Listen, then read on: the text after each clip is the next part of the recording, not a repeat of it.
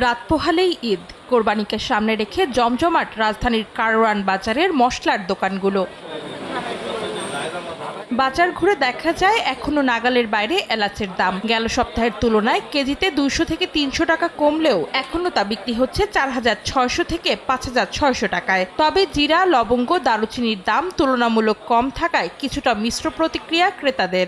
মশলার বাজার চড়া, গতবারের চেয়েও এলাচের দামটা এবার একটু বেশি। কিনতে হবে, স্বাভাবিক দাম কম দিলে তারপর কিনতে হবে। সামনে যেহেতু ঈদ, পেঁয়াজের দাম একটু কম মনে হচ্ছে, সবজির দাম মোটামুটি এখন একটু কম। যত বাজার করছি ঈদে, আমাদের এই ঈদে মনে হয় আমি সবচেয়ে বেশি আরাম, মানে সব দিক দিয়ে সাশ্রয়ী। গেল বছরের তুলনায় বেশিরভাগ মশলার দাম কম থাকায় বেচা বিক্রিতে স্বস্তির কথা জানান বিক্রেতারা। বাজার ভালো, কাস্টমাররা কিনা খুব স্বাচ্ছন্দ্য, আমরা আলহামদুলিল্লাহ সন্তুষ্ট। জিরা আগে 650 ছিল, এখন মনে করেন 600 টাকা, 580 টাকার মধ্যে। এদিকে দাম কমের সুবাতাস বইছে মাংস রান্নার অন্যতম উপকরণ পেঁয়াজ, রসুন, আদাতে। প্রতি কেজি পেঁয়াজ 50 থেকে 52 টাকা, রসুন 130 থেকে 160 টাকা আর আদা বিক্রি হচ্ছে 80 থেকে 120 টাকা কেজিতে।